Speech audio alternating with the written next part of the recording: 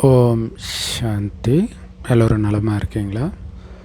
So இப்போ சமீபமாக விளாத்தி குளத்தில் +2 மாணவியை இயற்கை உபாதை கழிக்க போகும்போது ஒரு தர்ம முனீஸ்வரன் அப்படிங்கிறவர் கடத்திட்டு போய்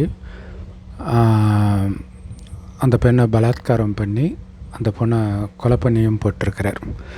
ஸோ அந்த வீட்டில் அந்த பெண்ணை காணுமே அப்படின்னு தேடி கிடைக்கல. அதுக்கப்புறம் அடுத்த நாள் தான் இந்த மாதிரி ஒரு மோசமான நிலையில் சடலமாக அந்த பெண் கிடச்சிருக்கிறாங்க. ஸோ இதுக்கு காரணமான குற்றவாளியை கண்டுபிடிக்கணும் அப்படின்ட்டு ஒரு மக்கள் போராட்டம் நடத்தி இப்போ தான் அந்த குற்றவாளியை கண்டுபிடிக்கிறாங்க. அந்த பெண்ணுடைய உடம்புல இருந்த அந்த நகைக்கீரலை வச்சு கண்டுபிடிச்சிருக்கிறாங்க. அங்கே அந்த சம்பவம் நடந்த இடத்துல சிசிடிவி கேமரா இல்லை, பட் கொஞ்சம் காற்றாலையில் இருக்கக்கூடிய சிசிடிவி கேமராவில் அந்த மாதிரி ஒருத்தர் வந்ததை பார்த்து அவரை பற்றி விசாரிக்கும் பொழுது அவர் ராமநாதபுரத்தை சார்ந்த தர்ம முனீஸ்வரன் அப்படின்னு தெரியுது. அவரை பிடிச்சி விசாரிக்கும்போது அவர் ஒத்துக்கிட்டு இருக்கிறார். ஒரு 2-3 நாளாகவே அப்படி நோட்டமிட்டிருக்கிறாரு.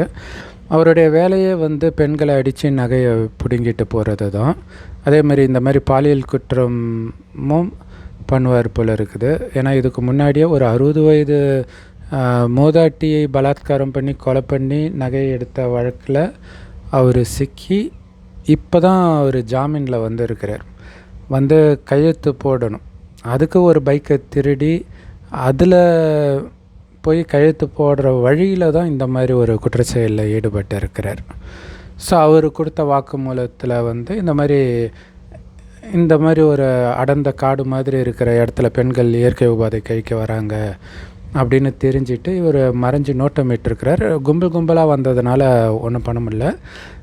இந்த சகோதரி தனியாக போயிருப்பாங்க போல இருக்குது. ஸோ அப்போ பின்னாடி இருந்து கட்டையால் அடித்து அப்புறம் அந்த பெண்ணை பலாத்காரம் பண்ணி கொலை பண்ணியிருக்கிறார். ஸோ இந்த பாலியல் குற்றங்கள் இப்போ சமீபமாக கூட ஒரு 14 வயது சிறுமியை இந்த மாதிரி பைக்கில் தன்னுடைய ஆண் நண்பரோடு வரும்பொழுது பின்னாடியே 2 பேர் துரத்திட்டு போய் வண்டியை தள்ளி 2 பொண்ணுங்க ஒரு பையன் போயிருக்கிறாங்க. எல்லாருமே 17 வயசு கீழே தான்.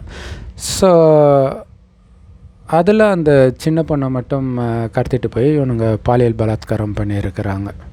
ஸோ இதேமாரி நிறைய பேர் போக்சோ அந்த 18 வயதுக்கு கீழே இருக்கக்கூடிய சிறுமிகளை பாலியல் பலாத்காரம் பண்ண வழக்கில் போனவங்க, போக்சோ சட்டத்தில் ஜெயிலுக்கு போனவங்க திரும்பி அதே குற்றத்தில் ஈடுபடுவது என்ன விஷயத்தை நமக்கு உணர்த்துது? ஏன்னா நிறைய இடங்களில் இந்த மாதிரி நேரத்தில் தான் அரபு நாடுகளில் இருக்கக்கூடிய அந்த கடுமையான சட்டம் இருக்கணும் அப்படின்னு சொல்கிறாங்க.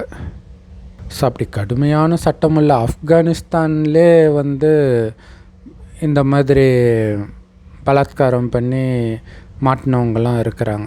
ஸோ அப்படின்னா என்ன அர்த்தம்? அவ்வளோ கடுமையான சட்டம் இருக்குதுன்னு தெரிந்தும் அந்த குற்றத்தில் ஈடுபடுறாங்க அப்படின்னா காமத்திற்கு அந்த அளவுக்கு அடிமையாக இருக்கிறாங்கன்னு அர்த்தம். ஸோ பலாத்காரம் தவறு அப்படின்னு குரல் கொடுக்குற யாருமே காமம் தவறுன்னு சொல்கிறது கிடையாது. ஏன்னா காமத்துடைய நீச்சி தான் பலாத்காரம் இல்லை. இதுக்கு ரொம்ப அடிமையாகும் பொழுது இது இல்லாமல் அவனால் இருக்கவே முடியாது அப்படிங்கிற நிலை வரும் பொழுது, அவங்கிட்ட காசும் இல்லாத பொழுது இந்த மாதிரி செயலில் ஈடுபடுறாங்க. இன்றைக்கி டாக்டர்ஸ் எல்லாம் காமம் ரைட்டு, சுய இன்பம் ரைட்டுன்னு சொல்கிறவங்க கொடுக்குற அட்வைஸு கடைசியில் சமுதாயம் முழுவதும் இந்த மாதிரி காமுகர்களால் நிரம்பிய சமுதாயமாக கண்டிப்பாக மாறப்போகுது. அதில் டவுட்டே கிடையாது. ஏன்னா இவ்வளவு குற்றம், போலீஸு, கேமரா இதெல்லாம் இருக்கும் பொழுதே நடக்குது அப்படின்னா யோசிச்சு பாருங்கள். இப்போ உக்ரைன் மாதிரி ஒரு யுத்தத்தில் நடக்கிற நாட்டில் கரண்ட் இருக்காது, இன்டர்நெட் இருக்காது, சட்ட ஒழுங்கெல்லாம் இருக்கவே இருக்காது. அப்போ எவ்வளோ பெரிய குற்றம்லாம் நடக்கும்னு யோசிச்சு பாருங்கள். ஸோ அந்த கடற்கரையிலெல்லாம் மீனவ இருப்பாங்க இல்லையா, அதை பார்த்த உடனே சாப்பிட்ணுன்னு நாக்கில் எச்சி ஓடுறதும் இந்த மாதிரி பாலியல் பலாத்காரம் பண்ணுறதுக்கும் ஒரே விதமான மனநிலை தான். எப்படி அதை பார்த்த உடனே இவங்களால் அதை சாப்பிடாமல் இருக்கணும்னு கண்ட்ரோல் பண்ண முடியலையோ, அதே மாதிரி தான் அவனுடைய மனநிலையும் பெண்களை பார்க்கும்போது இச்சை கொள்வதை அவனால் கண்ட்ரோல் பண்ண முடியறது கிடையாது. ஆனால் யாருக்கு மீனை பார்த்தால் நாக்கில் எச்சில் வரும்? ஏற்கனவே அந்த ருசியை சுவைத்தவனுக்கு தான் எச்சில் வரும். மீனே சாப்பிடாதவங்க வெஜிடேரியன் இருக்கிறாங்கன்னு வச்சுக்கோங்க, அல்லது வெஜிடேரியனாக மாறினவங்க, அவங்களுக்கு அதை பார்க்கும் பொழுது எச்சி ஊறாது. அல்லது புதுசாக மாறுறாங்கன்னா கொஞ்சம் டெம்டேஷன் இருக்கும், ஆனால் எட்ட போயிடுவாங்க. ஆனால் அது சாப்பிட்றது நல்லது, அது உடம்புக்கு சத்து, இந்த மாதிரியெல்லாம் வேறு மைண்டில் போட்டு, இது இல்லாமல் அது ஆல்ரெடி அடிக்ட் பண்ணக்கூடியதும் கூட, அப்போ அதை கண்டிப்பாக சாப்பிடுவாங்க. அதே மாதிரி தான் இந்த மாதிரி பாலியல் பலாத்காரம் யார் பண்ணுவாள்? ஏற்கனவே காமத்தின் ருசியை கண்டவன் தான் அதை பண்ணுவான். ஸோ அப்போ காமம் தப்பு அப்படிங்கிறது மட்டும்தானே இதுக்கு தீர்வாக இருக்கும். ஆனால் அதை சொல்கிறதுக்கு யாருமே கிடையாது. ஆனால் கீதையில் காம மகாசத்ருன்னு போட்டு இருக்குது. ஒரு பெண்ணை இச்சையாக பார்த்தா நீ பண்ணுறதுக்கு பேர் விபச்சாரம்னு பைபிளில் போட்டிருக்குது, எல்லா மதத்துலேயும் இருக்குது. ஆனால் அதுக்கு அது அர்த்தம் கிடையாது. மனைவியை தவிர மற்றவங்கள சொல்கிறாங்கன்னு இவங்க இஷ்டத்துக்கு மாற்றிக்கிறாங்க. ஸோ நிறைய பாலியல் குற்றங்கள் நடக்குது, எல்லோருக்கும் தண்டனை கிடைக்கிறது கிடையாது, எல்லாத்தையுமே ரிப்போர்ட் பண்ணுறதும் கிடையாது. ஆனால் மனித சட்டத்திலிருந்து தற்காலிகமாக தப்பிக்கலாம். ஆனால் கடவுளின் சட்டத்திலிருந்து நிரந்தரமாக தப்பிக்க முடியாது. ஆனாலும் கடவுள் வாய்ப்பு கொடுப்பார் திருந்துறதுக்கு. கொஞ்ச நாள் மாட்டாமல் இருக்கிறீங்களே, அதெல்லாம் கடவுள் கொடுக்குற வாய்ப்பு. அதுக்குள்ளே உங்களை நீங்கள் மாற்றிக்கணும். ஆனால் நீங்கள் மாறிட்டீங்களான்னு செக் பண்ணுறதுக்கு மீண்டும் அந்த டெம்டேஷன் தூண்டக்கூடிய சூழ்நிலையில் சிக்குவீங்க. அப்போ நீங்கள் டெம்ட் ஆகிட்டிங்கன்னா மாட்டிக்குவீங்க. ஆக்சுவலாக பைபிளில் பார்த்திங்கன்னா சொந்த சகோதரியோட காமத்தில் ஈடுபடுறது, அண்ணியோட காமத்தில் ஈடுபடுறது, சொந்த மகளோட காமத்தில் ஈடுபடுறது, அப்பாவோட காமத்தில் ஈடுபடுறது, இப்படி பல விதமாக மருமகளோட காமத்தில் ஈடுபடுறது, எல்லா விதமான ஸ்டோரியும் இருக்கும். அதெல்லாம் இப்போ நடந்துட்டு இருக்கிறது. இன்றைய காலகட்டத்தை குறிக்கிறது தான் அது. நிறைய பேர் அது இன்னும் அவ்வளோ ஆபாசமாக இருக்குதுன்னுவாங்க. அது எந்த காலகட்டத்தில் அது நடக்குது? ஸோ அந்த காலகட்டம் இப்போ தான் நடந்துட்டு இருக்குது. ஸோ இந்த மாதிரி சூழ்நிலையில் தான் இந்து கோயில்கள் ஆபாச சிலைகளும் இருக்குது இல்லையா? அப்போ இந்த மாதிரி காமத்தினால் நிரம்பிய உலகமாக இது மாறும் பொழுது தான் கடவுள் காமம்னா என்னன்னே தெரியாத பரிசுத்த நிலைமிக்க மனிதர்களாக நம்மை மாற்றுறார். ஸோ அந்த விஷயம் 5000 வருடத்திற்கு ஒரு முறை நடக்குது. ஏன்னா இது 5000 வருட காலச்சக்கரம் தான். ஏன்னா யோசிச்சு பாருங்கள், இப்போவே உலகம் இப்படி இருக்குது, இன்னும் ஒரு 200 வருடம் 300 வருடம் அல்லது 1000 வருடம்லாம் இருந்தால் உலகம் தாங்குமா? யோசிச்சு பாருங்கள். ஸோ அதனால தான் இதை முடிக்கிறதுக்காக கடவுள் வரார். இந்த கலியுகம் அழிந்து சத்தியுக சொர்க்கம் வரப்போகுது. ஸோ அழிவுக்கான ஏற்பாடு, ஒரு பக்கம் இயற்கை சீற்றம், இன்னொரு பக்கம் உலக யுத்தங்கள் எல்லாமே நம்ம பார்த்துட்டு தான் இருக்கிறோம். இப்போ காமம்னா என்னன்னே தெரியாத கோபம், பற்று, பேராசை, அகங்காரம், சுயநலம்னா என்னன்னே தெரியாத உலகம் சத்தியுகம். அதுவாக இது மாறப்போகுது. ஆனால் அங்கே யார் போவா? இங்கே இருக்கிறவங்க யார் அதுக்கு தகுதி பெறுகிறார்களோ இந்த உடம்பில் இருந்துக்கிட்டே அவங்க தான் அங்கே போவாங்க. ஏன்னா இந்த உடம்பு நாம் கிடையாது, இந்த உடலை இயக்கக்கூடிய உயிர் தான் நாம். அதை தான் ஆத்மான்றோம். அது பூர்வ மத்தியில் நட்சத்திரம் மாதிரி ஜொலிக்கினால்தான் இங்கே போட்டு வைக்கிற பழக்கம் இருக்குது. அந்த ஆத்மா தான் கண் வழியாக பார்க்குது, வாய் வழியாக பேசுது, எல்லா காரியத்தையும் செய்யுது. அப்படின்ற உணர்வு சொர்க்கத்தில் எல்லோருக்கும் இருந்தது. சொர்க்கமாக இருந்தது முதல் 2500 வருடம் இதே பாரத பூமி. அவர்களை தான் கோயில் கட்டி கும்பிட்றோம். என்ன வித்தியாசம்? அங்கே காமம்னா என்னன்னு தெரியாது, கோபம்னா என்ன தெரியாது, பச்சை குழந்தை மாதிரி பரிசுத்தமாக இருப்பாங்க, அவ்வளோ அழகாக இருப்பாங்க. ஆனால் சின்ன சலனம் கூட இருக்காது. அளவற்ற செல்வமும் இருக்கும். தூய்மைக்கு அவ்வளோ பரிசு கடவுள் கொடுக்கிறார். அளவற்ற செல்வம் இருக்கும். தங்க செங்கர்களால் கட்டப்பட்ட மாட மாளிகையில் இருப்போம். சிங்கமும் பசும் ஒன்றா தண்ணி குடிக்கும். சிங்கத்துக்கு கூட இன்னொரு விலங்குக்கு துக்கம் கொடுக்கணுன்ற எண்ணம் வராது சொர்க்கத்தில். ஆனால் இன்றைக்கி மனிதர்கள் எப்படி இருக்கிறாங்க? மனுஷனை தவிர எல்லாத்தையும் அடித்து சாப்பிட்றோம், மனிதனையும் கொலை பண்ணுறோம் இல்லையா? யுத்தத்தில், இந்த மாதிரி பாலியல் பலாத்காரத்தில். ஸோ இதெல்லாம் இல்லாத ஒரு உலகம் இனி தான் வரப்போகுது. இப்போ இருக்கிற உலகத்தை எந்த சட்டம் கொடுத்தும் மாற்ற முடியாது இல்லை, உலகம் ஃபுல்லாக இன்னும் மோசமாக தான் ஆகிட்டு இருக்குது. அப்போ இங்கேருந்து நாம் தப்பிக்கணும். அதுக்கு கடவுள் சொல்கிறார், கடவுளுடைய வழிபடி நடக்கணும். காமம், கோபம், பற்று, பேராசை, அகங்காரம், இது எல்லாத்துக்கும் மூல காரணம் உங்களை அழியக்கூடிய உடம்புன்னு நினைக்கிறதுனால தான். அதனால் ஒருவரை ஒருவர் உடம்புன்னு நினைக்காம ஆத்மான்னு உணர்ந்து ஆத்மாவை பார்த்து பேசுங்க. அந்த புருவ மத்தியில் நட்சத்திரம் மாதிரி ஜொலிக்கிற ஆத்மா தான் கண்ணு வழியாக பார்க்குது, வாய் வழியாக பேசுதுன்ற அந்த உணர்வில் இருந்தால் எப்படி காமம் வரும்? உடலை பார்த்தால் தான் காமம் வரும் இல்லையா?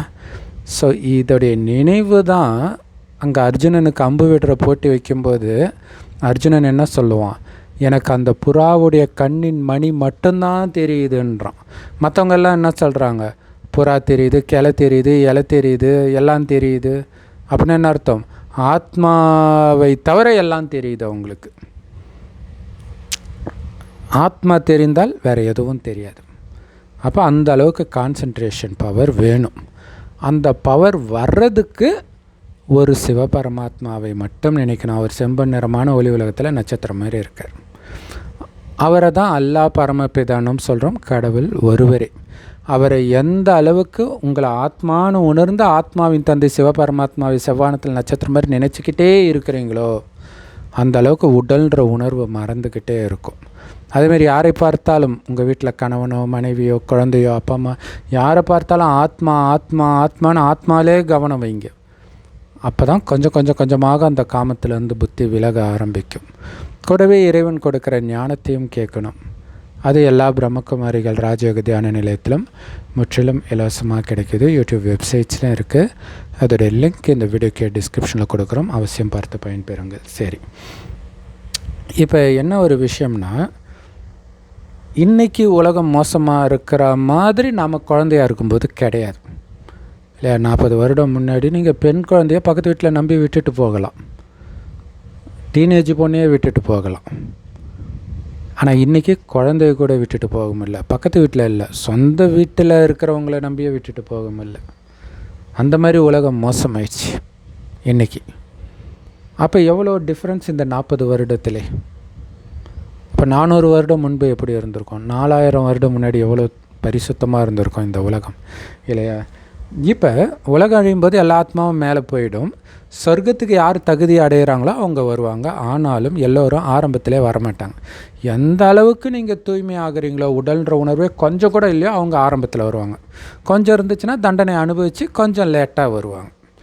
சரி, அதேமாதிரி நரகத்துலேயும் வர்றது, நரகத்துலேயும் இறுதியில் மட்டும் வர்றவங்களாம் கூட இருக்கிறாங்க.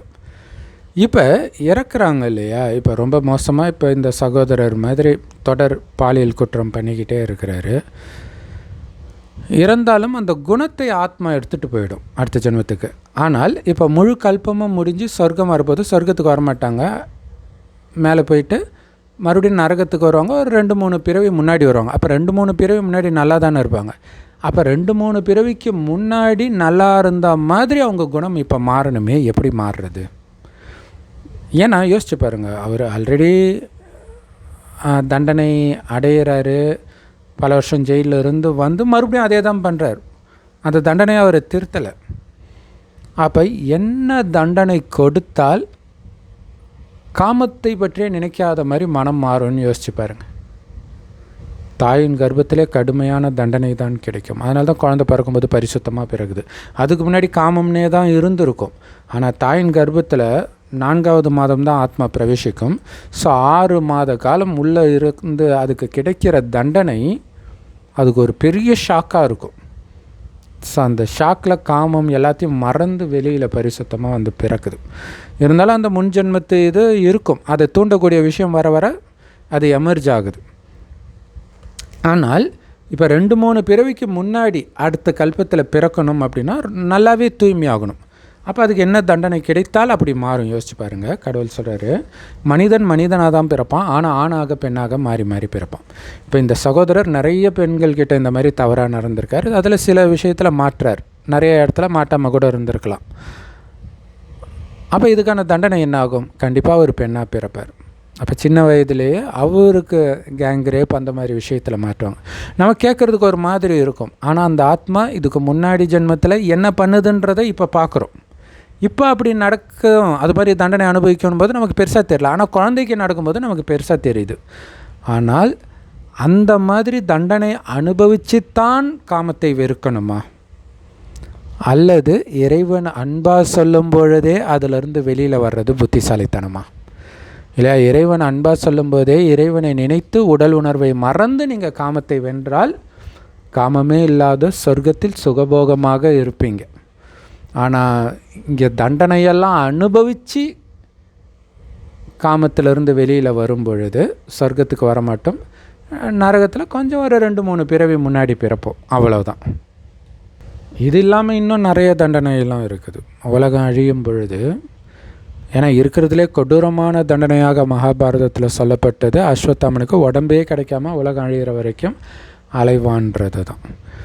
ஏன்னா நம்ம சொன்னோம் இல்லையா, அந்த கரிமீன் அதை சாப்பிட்டு தான் அது நாக்கு ருசி. சாப்பிட்றத ஒரு 6 மாதம் நிறுத்திட்டிங்கன்னா அதுக்கப்புறம் உங்களுக்கு ஒன்றும் ஆகாது. அதே மாதிரி தான் காமமும். கட்சியில் உலகம் அழிந்தாலும் ஆத்மாக்கள்லாம் பேயாக சுற்றின்னு தான் இருக்கும். ஆனால் எதுவும் பார்க்க முடியாது, கண்ணுக்கு தெரியாது. அப்போ ஆணையோ பெண்ணையோ பார்க்கவே இல்லை 6-7 மாதம் போது, அல்லது வருட கணக்காக. அது மட்டும் இல்லை, அங்கே பயம் வேறு, இயற்கை சீற்றம் பயங்கரமாக இருக்கும், சுனாமி அது இதுன்னு அப்படி ஒரு பயத்திலே அது வாழ்ந்துட்டு இருக்கும். அப்போ காமத்தை பற்றி அது எப்படி நினைக்கும்? ஸோ இப்படி ஒரு அதிர்ச்சிக்கு உள்ளாகி தான் நீங்கள் காமத்தை விடணுமான்னு நீங்கள் யோசிச்சு பாருங்கள். நீங்கள் இறைவன் நினைவிலே நான் சொர்க்கத்துக்கு போயிட்டு இருக்கிறேன் அந்த சந்தோஷத்திலே இருந்தீங்கன்னா உடலை விட்டவுடன் ஆத்மா அப்படியே எந்த வழியும் இல்லாமல் டக்குன்னு மேலே போயிட்டு டக்குன்னு சொர்க்கமானவனே பிறவி எடுத்துடும், சுகத்தை அனுபவிக்கும். இல்லைன்னா பயங்கரமான நரக வேதனையை அனுபவித்து மேலே போய் இதே பூமி சொர்க்கமாகும் போதெல்லாம் வராமல் நரகத்திலும் ஆரம்பத்தில் வராமல். ஏன்னா நரகத்திலும் ஆரம்பத்தில் ஒன்றும் துக்கம் இருக்காது, பாவம் செய்வாங்க ஆனால் துக்கம் இருக்காது. ஒரு லெவலுக்கு மேலே தான் துக்கம் வர ஆரம்பிக்கும். அப்படி துக்கம் வந்த பிறகு தான் பிறக்கிறாங்க ஒவ்வொரு கல்பத்துலேயும்னா அது எவ்வளோ பெரிய தண்டனை யோசிச்சு பாருங்கள். ஸோ இறைவன் கொடுக்குற ஞானத்தை தினம் தினம் கேளுங்க. எல்லா பிரம்மகுமாரிகள் ராஜயோக தியான நிலையத்திலும் முற்றிலும் இலவசமாக கிடைக்குது. யூடியூப் வெப்சைட்ஸ்லையும் இருக்குது. அதோடைய லிங்க் இந்த வீடியோக்கு டிஸ்கிரிப்ஷனில் கொடுக்குறோம். அவசியம் பார்த்து பயன்பெறுங்கள். ஓம் சாந்தி. தேங்க்ஸ் ஃபார் வாட்சிங். ஞானத்தின் சாரம், நான் ஆத்மா, உடம்பு கிடையாது. ஆத்மாவின் தந்தை சிவ பரமாத்மா. அவர் செம்பன் நிறமான ஒளி உலகத்தில் நட்சத்திரமாக இருக்கார். ஸோ செவ்வானத்தில் நட்சத்திரம் மாதிரி இறைவனை சதா நினைவு பண்ணிக்கிட்டே இருக்கணும், அவ்வளோதான். ஓம் சாந்தி. தேங்க்ஸ் ஃபார் வாட்சிங்.